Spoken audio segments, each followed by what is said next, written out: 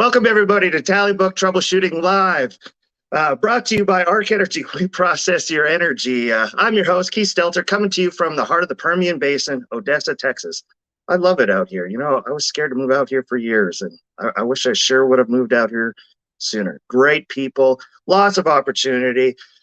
The energy industry doesn't get any bigger out here.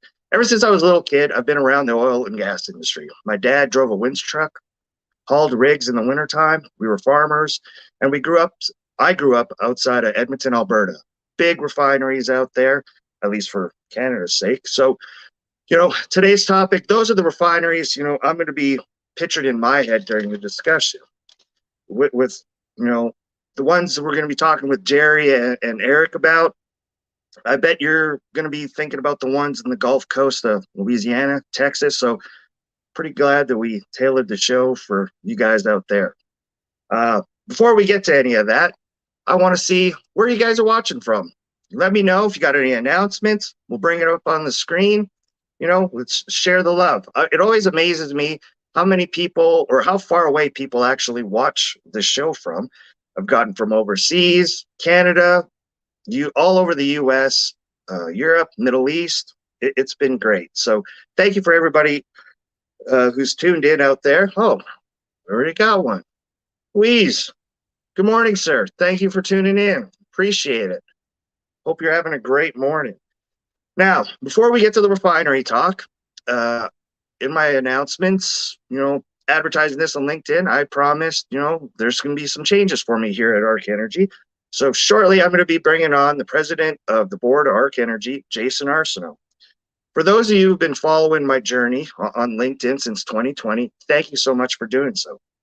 And I know there's probably people tuning in maybe for the first time that don't know me or anything about my background. Back in 2020, I lost my job. I was an upstream wireline guy, and the industry, took a tank, went down, and I decided, I couldn't sit around waiting for a phone call just to go back to work. So I decided to, without any marketing experience, very little sales experience, started to market myself online. And it's kind of turned into something where I get recognized in restaurants and grocery stores as that LinkedIn guy. And that turned into where I convinced, a midstream company like Arc Energy to hire a guy with no, midstream experience whatsoever to come on board. And that kind of brings us to today. But before I bring Jason on, let's recognize a few great guys. Well, Terry Nelson, great to see you, man. Spiral X, Corpus Christi, great. Steve Coffey, are you coming in next week, sir? Maybe we do a little, podcast from, there's a little shout out, the Produced Water Society. The name escaped me there for a second. Evan Berger. Morning, boss man. Always keep on. Great story with Evan. We worked together at Weatherford all these years ago. He's worked his way up in the industry. So proud of that guy. He's done great for himself. Man, Houston, love to see it. Thanks, Sean, for tuning in. Oh, my lovely wife. LinkedIn user. Now, LinkedIn user, it comes up as LinkedIn user because you have your privacy settings on. And it's, it doesn't want you to give away, who you really might be. Natalie Johnson, always tuning in on my stuff. Thank you very much. Let me know how I can repay the favor. Maybe we get you on the show one of these days. Who knows? Now, I've stalled long enough. Let's bring the man on, Mr. Jason Arsenault. Sir, thank you for coming on. Where are you coming from first? I know you're not here in the U.S., correct? That is correct. Just getting to my hotel here in beautiful, let me see if I can say it right, Buenos Aires, Argentina. Flight was 3 hours delayed. I wanted to get on the rooftop, show the city. Well, we got the hotel room, but we're here. Hair barely got the hair done, so we're good, man. Excellent, sir. So the question, I really want to know is how did hiring a guy with no midstream experience turn out? Tell the audience, did it work out or not? First, it worked out great. I think it goes to show that attitude is everything, Keith. And I think that's the number one thing we saw in you during your journey, posting, just putting yourself out there. So for everybody listening, everybody's going to listen to this as we go, realize that attitude is the number one thing. Talent is can always be acquired through growth and training, but showing up every day 100% and truly just trying to get better every day is the key to it. So it's been a smash and success. Hopefully, hadn't always been a smooth ride. We're not perfect, any of us, and but we love West Texas. But more than anything, as me and you talked in the start of this, it's a global business. Where energy industry is global. We live in a global world, and so excited for kind of a new chapter. But really proud of what you've accomplished in West Texas. As you said, you've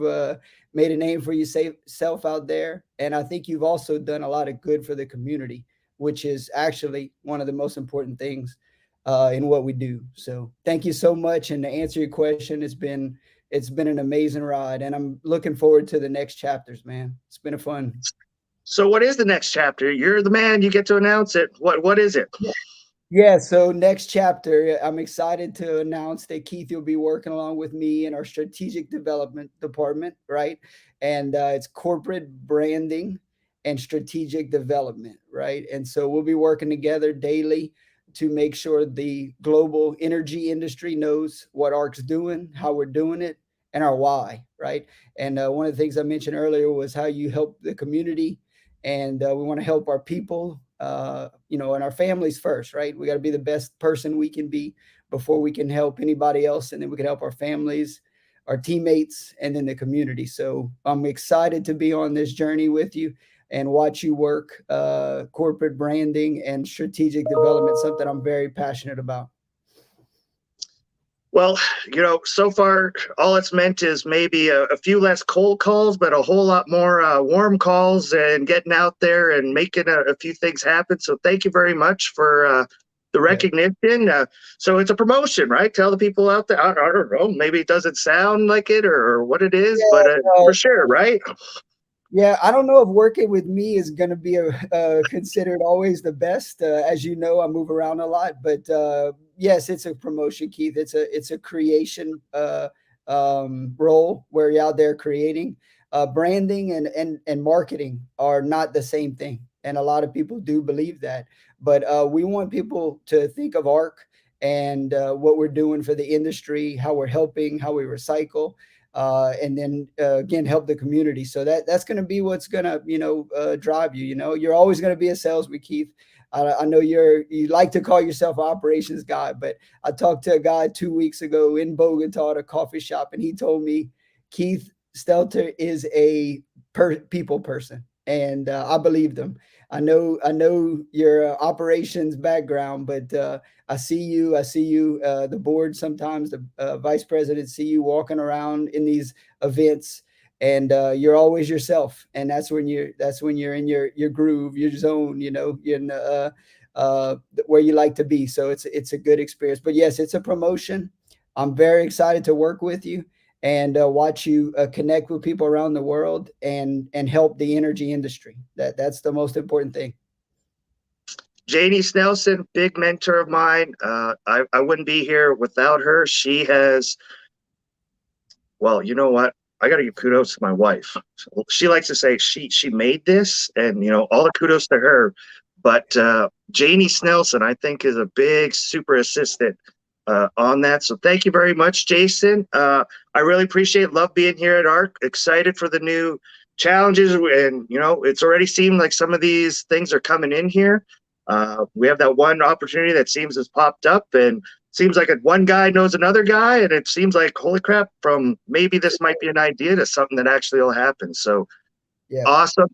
keep And without creating. further ado, speaking of strategic development, you know some guys that we have coming up next, don't you?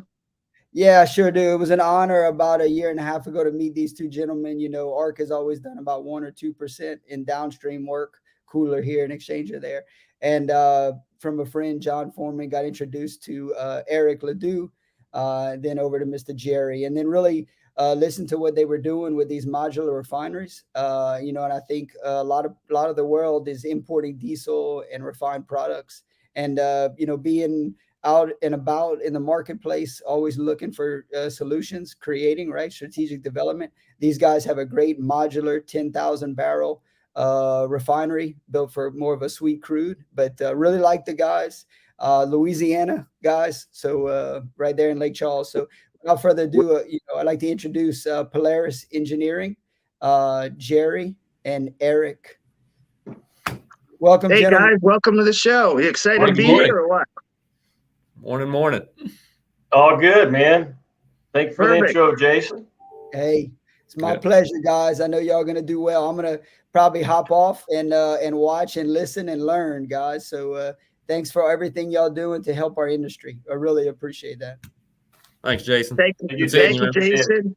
We'll talk to you soon. Hopefully you stick around. Maybe you got a question or two for these guys, depending on how the presentation goes. And without further ado, gentlemen, thank you for coming on here. We have a little bit of a PowerPoint we're going to bring up on the screen here and have your guys' introductions, and then we'll get into hopefully some questions along the way. What do you say? You ready to go? Rock and roll, man. Bring it on. Sounds great. Okay, let's see if I can. Oh, all three of us on the screen. This is amazing. Gentlemen, take it away. So, all right, I'll go first. Thanks a lot for that intro, Keith and Jason. We appreciate it, man. Speaking of next chapters, we think there's a next chapter coming for the refining industry in the U.S., and we got some ideas we'd like to run by you today. So go ahead and flip it there. Myself, I'm Jerry Obluda. I've been in the refining industry for over 30 years now. Came from Colorado, but I've been in South Louisiana for a long time now, and U.S. Gulf Coast is home. Excellent. Eric, take it away. Introduce yourself, sir. Yeah, sure. Keith, sounds like you and I kind of have the same background. I started out basically in the late 90s doing offshore construction, more operational. And then back in 2005, I came to work for Polaris, and I was their first project manager for any EPC project that popped up, and worked my way through managing the small cap division into the EPC division. And now Jerry and I are in charge of our marketing and technology, which basically we consider big game hunting. We're going out trying to develop these projects from a napkin.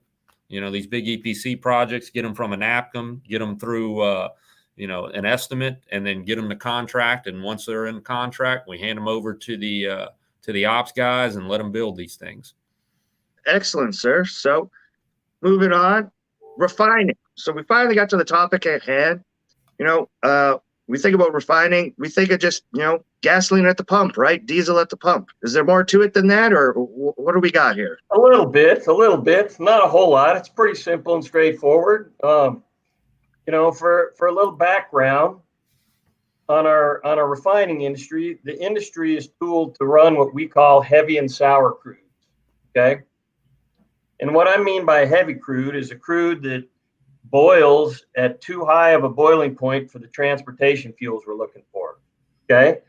So, this shift to heavy crude happened way back in the 1980s in our industry. And, back then we had the oil embargoes of the 70s. And at that point in time, conventional wisdom kind of said that, we're running out of oil, and all the new oil discoveries were heavy, sour, tough crudes to refine. So the industry made a big shift at that point in time, a lot of capital intensive projects to be able to run this heavy sour crude. And that's kind of where we still are today in the industry. And the big thing that happened was this fracking revolution in the 2010s over in your neck of the woods there, Keith. The Permian Basin discovered all this new light sweet crude that we could get out of the shale formations. And that really threw a wrench into the refining industry. And what happened was we started producing more and more of this crude, and it actually kept getting lighter and sweeter. And when I talk about light crude, I'm talking about crude that already boils in the right boiling range to make all the transportation fuels that we're looking for. So it's exactly what we got, but we don't have the machinery or the refining facilities to utilize it. Correct? Yeah. That's right. The original refineries back from, the old teapot kettle days, was a lot more tooled for this light crude than all the big new refineries we had that we retooled in the 80s. So what Excellent. happened? Go ahead. So what happened was we kept making more and more of this crude, and I think it was 2016. The government changed their policy and said it was okay to export crude. They had a lot of reasons for doing that, but I think the real reason was the refineries couldn't take any more of it. When they started producing it, we couldn't export it. So the refineries had to soak all that extra crude up in the U.S. So they immediately took in all they could. And then the refining industry basically said, hey, no more. I can't run any more of this light stuff. Okay. So what happened was we were producing it and had nowhere to go. So finally the government said, all right, you can export it. So if you look at this chart here from our friends at RBN Energy, these guys write a great blog every day, read it every morning. These guys are on top of the industry. They're West Texas guys. And this chart here shows the crude oil exports and imports for the country. And I think this is very interesting. If you look on the left, that's the exports of crude oil from the U.S. And discounting our Canadian friends there, we've always shared a little bit back and forth with them. You can see right around 2016, the exports got opened up, and it's just gone up and up. And we're over 3 million barrels a day of this. They call it light and super light crudes that get exported from the U.S. because we can't refine them here. So we export over 3 million barrels a day. Yet at the same time, you look on the right side, these are the crudes that we import. And we import, even with the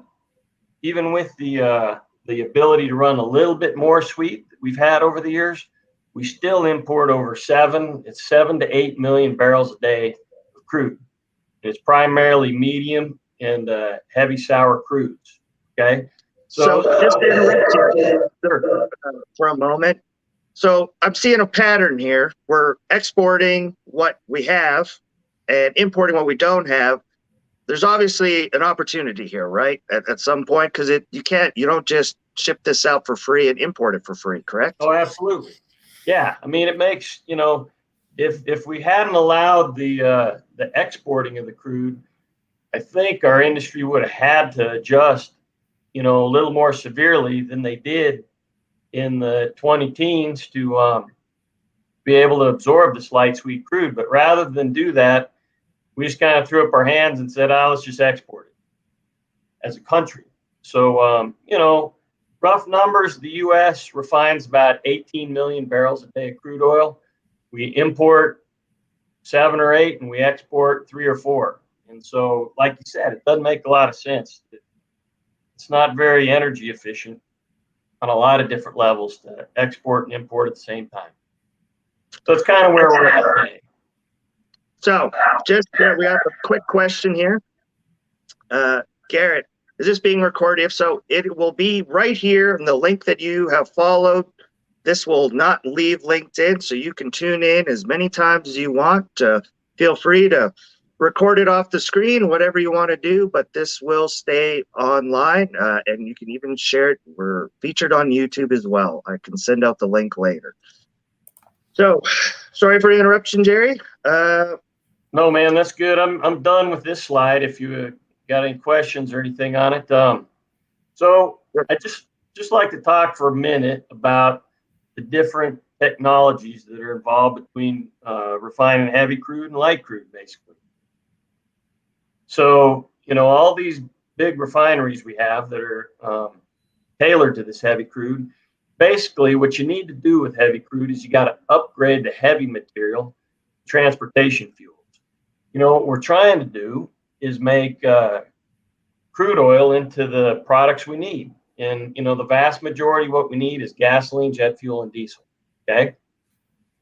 And so the technologies that were developed, they're all, pretty old, mature technologies. For the heavy crude are like cat cracking, coking, and hydrocracking. And, I got a couple of pictures over here on the right of a few of these. The one on the top's a giant cat cracker, and the one on the bottom is a coker. You can see cokers in all your big refineries. I'm sure up in your Canadian refineries, Keith, they had a lot of these derrick structures in the refineries because that's what a coker does. How old are these facilities? You know, the newer ones were built in the 80s. Okay, these kind of upgrades to do the heavy sour crude, but most of this stuff, I'd say, the average age of these kind of refineries are, you know, mid 60s. Okay, almost every refinery out there was built in the as a teapot refinery back in the 1930s on average, I'd say, and then they just evolved over the years to these heavy upgraders, you know, so they're all 40, 50 years old. Has anybody really tackled new refineries in the last, let's say, well, since the fracking revolution? No, and that's a big part of the problem. You know, like I was saying, I think that's the reason we just started exporting this light sweet crude. You know, we have this light sweet crude that you know, that in our opinion, it's a lot easier to refine and a lot cleaner to refine. That's the point I'm going to get to here. Is you know, it takes a lot less energy and it's a lot lower carbon intensity to refine light sweet crude into finished products than it is to do heavy sour crude into finished products. That's kind of the point I was trying to make here in the slide is, you know, both. The technologies are old, but they exist, right? Yeah. I have a question coming in. Yeah, that's a good So question. I think we're going to cover this. Yeah, Eric Allen's question's a good one. How long does it take to get refineries up and running? Is this something possible in today's political climate, or are we just getting keystoned? Well, that's a good question. One of our clients actually has one permitted to be built in West Texas, and I believe it's one of the only refineries that has any conversion, anything other than topping involved in it. It's been permitted in a long time in the U.S. It's a relatively small refinery because Texas has rules that allow you to get smaller facilities permitted in a reasonable amount of time. So yes, it's possible, and if you keep it small enough, the primacy is in the state's hands and not in the federal government's hands. So it's certainly possible.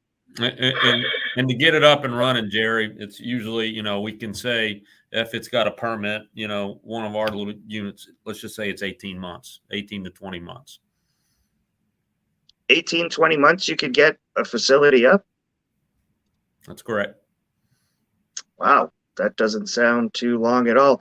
And especially then you don't, if you actually locate it right in the Permian or where all this crude is coming from, you don't have to worry about pipelines and stuff like that, correct? Well, I mean, you'll still pipe it in, but you know, the idea of doing it in West Texas is where this all started. You know, it's where the crude is, so you never have to worry about supply, and you don't have to do all these logistics, transporting crude all over the world to get it to where you want to refine it. And you have a product market out there. You know, anywhere where you're exporting crude and importing finished products makes perfect sense to do something like that. Perfect. Everybody's liking your timeline. Love it. We're on to the next slide. Anything you want to share from this before we get too heavy into the discussions of, you know, because I know there's some other, you know, the carbon, you know, intensity, there's a lot of new technologies can be added to these refineries, correct? Well, you say new technology there. That's one of the points we want to make. I mean, new application. Is that a better word? New application. That's a perfect way to put it. Okay. You know, in the refining industry, no one likes to do the first application, any technology ever. You know, when somebody comes along and says this is the alpha test on this, people in the refining industry get cold feet. Okay. Everybody wants to put in what's already been done before. Okay. And so no one wants to be the first at anything. But what we're talking about here is kind of using all existing technologies and putting them together in a way that hasn't been done before. Perfect. And it sounds like it's on a small enough scale that environmental impact isn't huge. You don't need the footprint is large. It sounds pretty reasonable, especially being closer to the source, correct? Yeah, there's lots of reasons we could get into for kind of keeping it small like that. All those ones you say, the permitting and the timeline, all that is much faster for a smaller facility. It doesn't mean a bigger facility might be a better idea to do in the end, but Right. it's a lot quicker and more straightforward to do something like that. Yeah, you go from you lose some modularity on the smaller units when you go up to the bigger units. It goes to a more stick build, and that just increases your time slightly. And plus, your major equipment may take a little longer, but we can scale it to whatever we need to. So, moving on in your presentation here, one word that sticks out in my mind, with a lot of talk in the ESG markets, is the carbon capture. How is this utilized on one of these smaller, sweet refineries? All right, so let me kind of walk through it here just a little bit. We call this, we call it next generation oil refining, and really, that's not because it's got new or unproven technology. It's just that we're using new equipment applied in a new way. Okay. Kind of focused here on the environmental aspects of our process, and we're focused on that for a number of reasons. We want to be cleaner, and that really is the buzzwords today, and really the focus of investment. Folks, is we got to do it clean. Okay. And so there's two ways we do that. And before I get to the carbon capture, kind of an easy, straightforward one here is what I call new equipment versus old equipment. Okay. And basically all new equipment that's out there, what I mean by new is anything that you buy off the shelf today. Okay. So if you're doing any refining project, anything you do, all your new equipment complies with all the new emission regulations, okay? And it's efficient. But you go into existing refineries, most of the equipment is old, okay? And the old equipment is not as clean or efficient as new equipment. And that's just a fact of all existing refineries. And the second piece here is the carbon capture that you asked about, Keith. If you're building something new from scratch, you can configure it so that you can capture the stack gases from your refinery and recover all the CO2 that you burn in your furnaces, which is in essence all the CO2 that would come from one of these light sweet crude refineries. So you can essentially almost capture 100% of the CO2 that you would produce in a refinery, which is pretty amazing. Refining is actually the third largest emitter of CO2 in the entire world. So it could make a big difference. Yeah. So this could be a way to address, say you wanted to, with inflation, rising gas prices, nobody wants a refinery in their backyard because of all these emissions. If you can clean that all up and alleviate a lot of that worry, people will be a whole lot more open to it. Correct?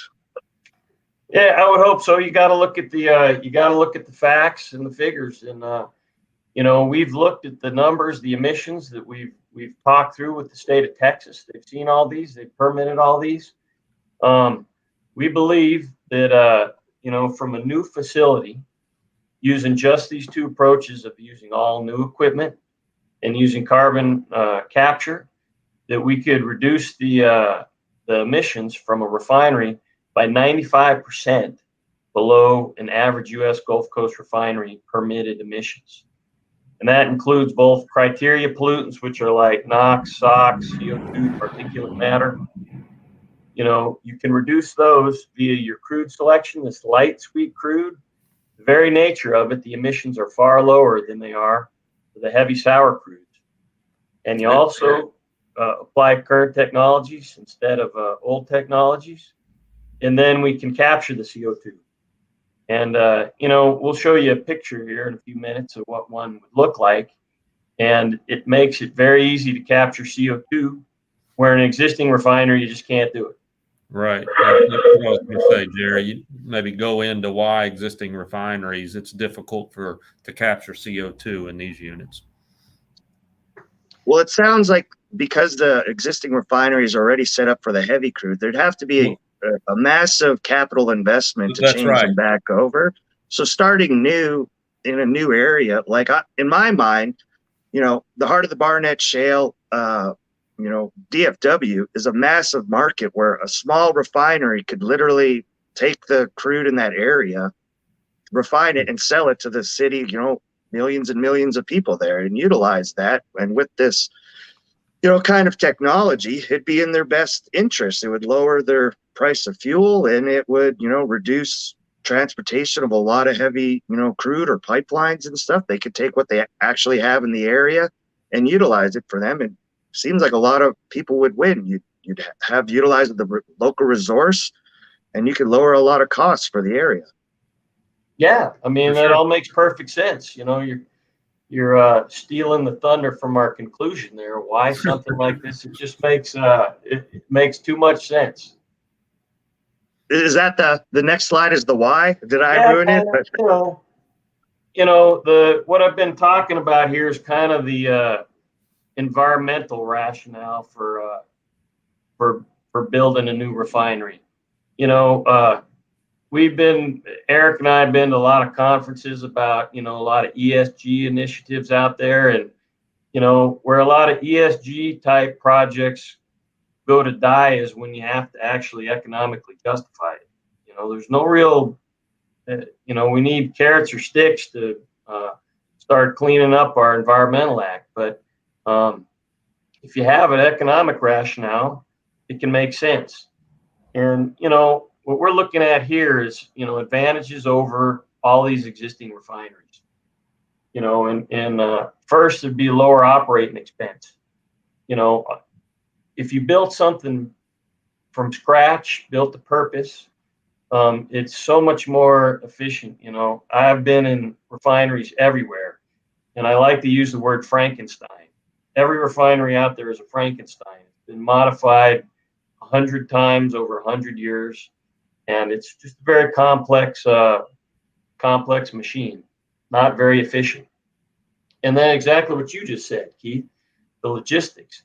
If you can find a place where you got locally sourced crude and you got locally sold finished products, you got a built-in inherent transportation advantage there. I got one side story, if I can, for a second. One of your big West Texas oil producers last year had this big press release about how they did the first net zero carbon crude transfer. And they took crude from West Texas, got it to the coast, put it on a Suez Max ship, sent it around the world, and got it to a refinery somewhere in Asia for net zero carbon. Now they actually didn't eliminate the actual emissions. They went and bought carbon offsets somewhere in the world. Okay, we could avoid all that. We just refine it right where we produce it and sell it in the local market. Yeah, instead of just canceling out the balance sheet, they actually would reduce carbon. Actually do it. That's kind of the point. We would actually reduce the emissions, not try and pay for someone else to do something else somewhere around the world. So what are the site plans? Go ahead and explain how big a footprint are we talking about here? It's not big for the size we're talking about. This is a little 3D model of the one that's actually been permitted in West Texas. It's about 10 to 12,000 barrels a day. The red part, we kind of did red and blue here for the state to kind of show them. The red's the traditional refining part. That's all the that's the part that we actually had to get directly permitted for, that does all the traditional upgrading of the crude to finished products. And the blue part is all the CO2 capture and also power generation. You know, a big part of the carbon footprint, say a big part, a reasonable part of the carbon footprint of refining is, you know, what you call your tier 2 emissions, which is not what directly comes out of the refinery, but what goes into the inputs to the refinery, and that's power. So we can actually generate our own power on site, and we'll actually capture the emissions from our own generated power. And so we put a bubble over the whole refinery, we can capture all the CO2. So that's where we get a net greater than 95% reduction in our total emissions. We make all finished fungible products that can be sold locally. Does not need further processing in other refineries. Eric Allen has a question. Will the carbon capture environmental upgrades take away that sweet smell of passing by refineries in Casper or trip down stinking here in the Gulf? Oh, absolutely. Yeah, that wonderful, beautiful smell comes from all that heavy foreign sour crude that you're running in that refinery, or from some of your friends up in Canada. Some of that Canadian crude has a nice, sweet smell to it too. Yeah, they had some heavy stuff over in in Alberta as well, for sure. Definitely. Well, gentlemen, anything else on the refinery site plan before we kind of get into discussion, ask for a few more questions, or you just answering my questions might just be fun. So Jerry, I think, you know, when he had asked on the footprint, I mean, the footprint just for the unit itself in red is, I mean, you're not even talking an acre right there.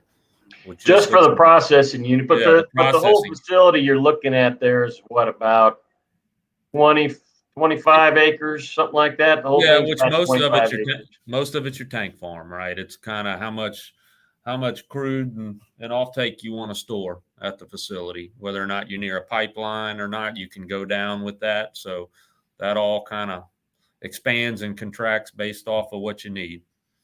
One interesting thing, Keith, if I could jump in there about the CO2 that we capture. In West Texas, there's a lot of EOR, enhanced oil recovery, that comes from CO2 injection into the ground. And there's that's a good application for it. You know, all the CO2 that they use in West Texas is not recovered from CO2 emissions. It's actually mined out of the ground and pipelined to West Texas from Colorado and New Mexico to inject into the ground. So, hey, we're all concerned about our CO2 emissions, and we use CO2, yet we don't take our emitted CO2 and inject it into the ground. We go mine it out of the ground naturally. Yes, sir. And I think that's the future. If we can get some of these emissions back into the ground and utilize them to bring more crude to the surface, you know, we're stopping a cycle, right? And we're maintaining rather than, you know, increasing. Back to the acreage. You said this would be about 25 acres. What would be one of the real big, you know, footprints of one of the Gulf Coast refineries, to put it in perspective? How many acres would one of those be? Ballpark it for me. Well, you know, that kind of comes from what we call the Frankenstein nature of these big Gulf Coast refineries. You know, like Eric had alluded to, you can't really do carbon capture in one of these big existing refineries because, you know, the crude unit was built in 1950, the cat cracker was built in 1975, the coker was built in 85, and they're spread out over square miles. Okay. And all these point sources of, you know, huge CO2 emissions from cat crackers and crude furnaces are spread out over great distances. Yeah. And then you know, they didn't have spacing guidelines back in the 1950s. It's all crowded. There's no room to put it. That's why no one's talking about it at refineries, because it's just not really feasible. So, you know, square miles versus 25 acres, obviously a huge difference there. What about production? Like, so this one refinery in that is proposed for West Texas, how much fuel can that supply? Like, is it one city? Is it a couple cities? What is that, kind of equate in a ballpark-ish high level? It's a small percentage of the local market. I mean, the original idea was from in that economic slide. One of the ideas was, you don't want to take up too big a percentage of your market, either on your crude supply or your product market. You kind of want to be a drop in the bucket so that you don't affect, the local economics. If you're too big a percentage of your local market, well, then you're going to have to start exporting, or there'll be, your economics will be tougher. Does this make sense on a bigger scale? Of course, but we just haven't gotten there with anybody just yet. I understood. I just, for my the own. bigger the unit, the difficulties with permitting also, at least in Texas. So that's where I was like, these smaller units seem to make a lot of sense as far as the permitting, the space required, That's right. So how much do you actually get out of it? Do you need, 100 more of these refineries? Does one refinery help, America solve its refining problems tomorrow? How many, what starts really putting a dent in the problem that we have today? I mean, it's a long, slow process. But people don't like to talk about refining because it's kind of a necessary evil. You listen to the conventional wisdom out there that it's going away tomorrow. Head of big refining companies are talking like, oh, there's never going to be another refinery built in the country again. And they're saying that because there's so much resistance to it. But the fact is, refining is going to be around for a long time. And if you could clean it up and, like I said, refining directly or indirectly is the third largest carbon emitter on the planet. So, why not start cleaning it up one step at a time? How many of these little refineries would it take? It'd take a lot of little ones, but you start doing some bigger ones. Some of the old dinosaurs, I put that on that last slide there. You want to be the last man standing in refining, so some of these refineries are old. It's probably time to go. Build a new clean one, shut down an old dirty one at a time. Sounds like a plan. We got another question here. Eric is loving it, every minute of it. Thanks, Eric. Do we see the model anywhere in the world currently? How would it contribute to keeping costs lower overall? I mean, Jerry, we're seeing more traction from overseas because there is more light sweet crude being produced around the world. We did a little exercise going out and trying to find where it's being produced in each little country. And we are getting some feedback from some of these guys. Hey, how long it's going to take? How much does it cost to get a modular refinery over here? So, and it's all kind of that country dependent. Some of these countries that are producing millions of barrels a day may not be looking at least our design, but you have some of these countries that have these new fields where they're having to import all their diesel and gasoline. Now we're getting some feedback from these guys that said, well, look, how much does it cost and how long is it going to take? So it is starting to gain some traction overseas now, especially in South America, Central America, those places. Yep. No, I've seen some of that as well myself. Kingsley, what is the percentage of the exponent market you could speculate it would be counted for? So I'm thinking that if Jerry, go ahead. Well, I mean, it's pretty amazing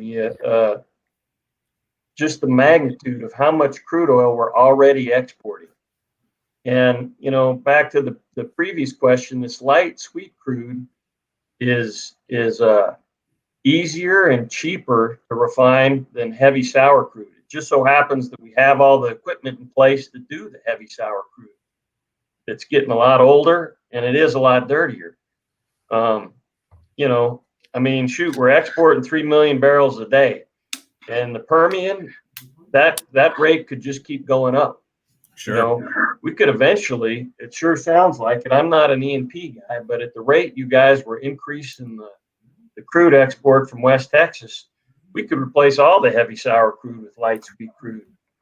And, you know, not just in the US, but around the world. You know, Argentina, a lot of other places are finding this ultralight sweet crude from shale fracking.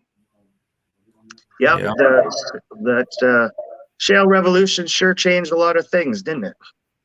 Sure. Sure did. It should still be going. It should be going full guns ablazing. So you've spoken about these modular, type refining units. So are they? I take it they're not built on site. You build them at a manufacturing and then ship them out and then assemble it like in pieces. Is that how that goes, or what does it actually, mean? I take it it's a different assembly than a traditional refinery, correct? Yeah. Typically, we look at basically modularizing about 75% of the refinery. So we've basically designed it so it sits, let's just say 10 foot, each module's 10 foot wide by 40 foot long by a certain height, 100 to 150 modules. And so you're looking, I don't know if I said this earlier, you're looking probably as the smaller units, you can go 75% modular, 25% installation, because some of your bigger equipment, you've got to go put some foundations, such as your towers, your heaters need to be built on site. But for the most part, all we're doing is building the modules at our facility, assembling all the pumps and piping, running the electrical internal on it, putting them on a truck, shipping them to the field and plopping them down on a little foundation. And then it's like a big erector set. We're just connecting it in the field. That must sure add to quality and repeatability, Sure. correct? Yeah, you're not at the mercy of weather and different things like that. You're doing, yeah, exactly. Your quality control goes up because you're doing it all. Your efficiency goes up. You're doing it all inside a controlled environment, and it helps with timing, helps with everything. So that's kind of, and as we keep these smaller units in that 10, 20,000 barrel, like I say, it keeps it modular. When you start getting up to 40, 50, you start losing some of the modularity because your pumps, your exchangers, and everything gets a little bigger. Your piping gets a little bigger, but you can still, for the most part, modularize a good portion of that. Does that assist? Is that why the timeline, 20 weeks? Is that why that's able to do that? Or 20 months? It helps, but or 20, sorry. we're at the mercy of major equipment just around the world. We're having to go out and buy towers and big exchangers and from around the U.S. And so we're at the mercy of those guys. So it's all driven by the delivery of the major equipment. So if we can get the major equipment quicker, we'll probably get the unit in quicker. But it just the problems that we have, at least on the engineering side, is just that drags out. And we've got to get the certified equipment drawings, things like that, internal to us to finish the design. And that, just with the state of the world right now, it takes a little longer. So we feel that. Go ahead. If I could jump in there, one little point about, why you can do it quicker than maybe a traditional big refining project is one of the many advantages of doing a smaller unit is the equipment isn't very big. Okay, so we have a few things like reactors that are small enough it can be built by any one of a number of shops in the local region. Right. In the U.S. Gulf Coast, there's lots and lots of different shops that can make every piece of equipment we need. If Exxon does a project that's huge, the reactors are so big that the only place they can be made is Korea or Japan. So that drives schedule dramatically out. Yeah. One question I have, Arc Energy, we recondition a lot of this stuff, a lot of equipment. Do you guys, ship any of these modular refineries somewhere in the world? They use it for 10 years, the wells deplete. Is that then something that's reusable, send somewhere else? Does it work that way that you guys, do you ever do that? It's for sure. It can be disassembled and moved anywhere, anywhere in the world. That's perfect. Not an issue. Another question, what's the biggest competitor? The comfort of Frankenstein, nuclear, or other clean energy? You yeah, why aren't more people, I guess, trying to do this? Well, you know, I don't want to upset any of our clients in the refining industry, but you know, why would a big refiner right now want to hear anything about this, to tell you the truth? I mean, you know, if you have a big refinery that's an old Frankenstein that's doing just fine, um, you know, if there's a newer, better way to do it, what's that say about your existing old facility? You know, someone's going to say, hey, you should turn that off and put in a cleaner one.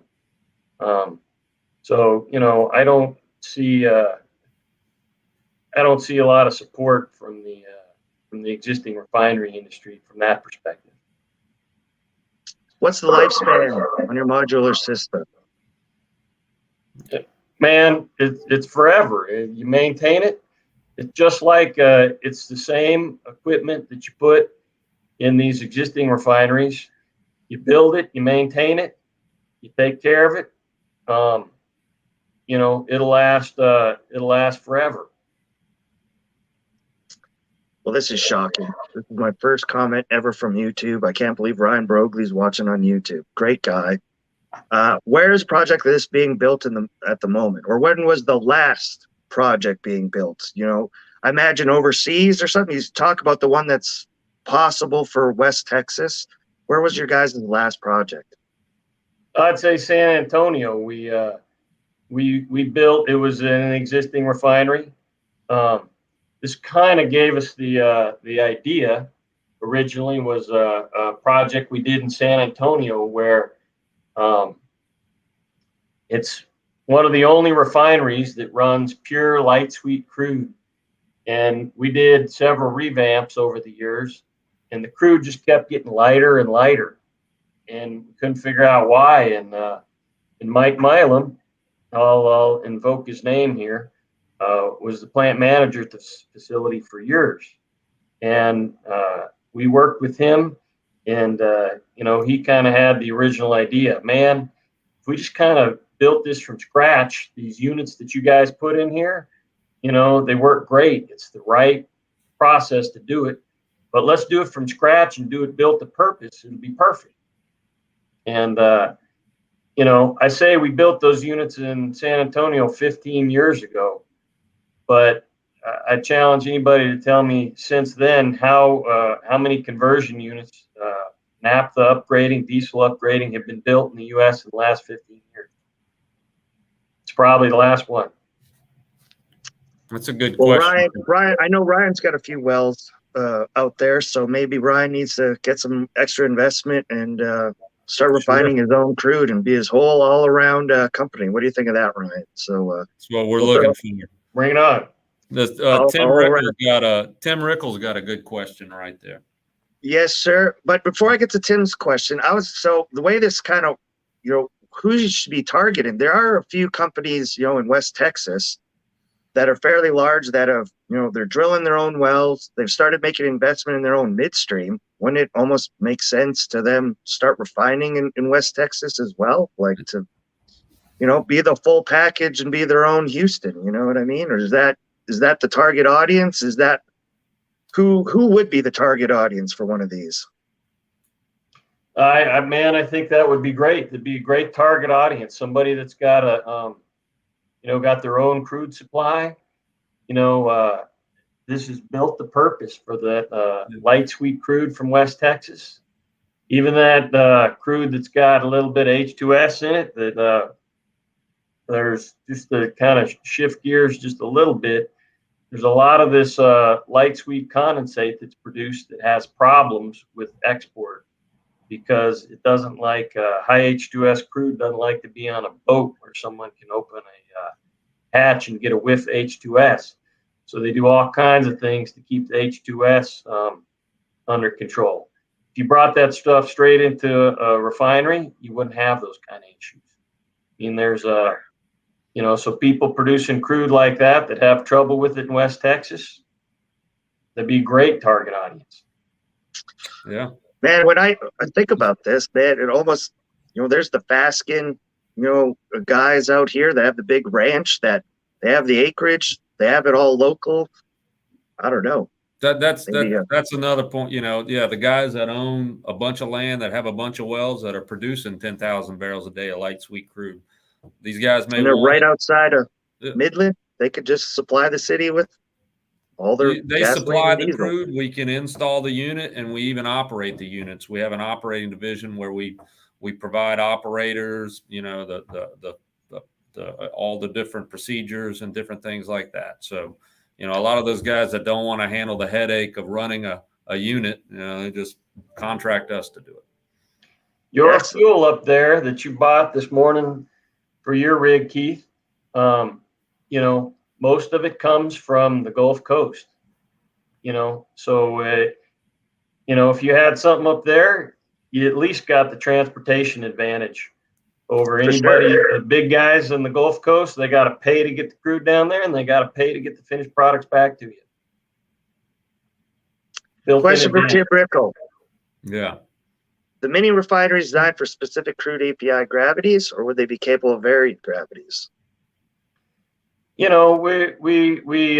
can design for any range of gravities you want. The bigger the range you design for, you got to have a few more features, and it gets more expensive the more flexibility you build into something. Okay. The target, what I think is the optimal crude API, is the very light sweet crudes, because the crude, all the components of the crude boil in the right boiling ranges of the products we're looking for.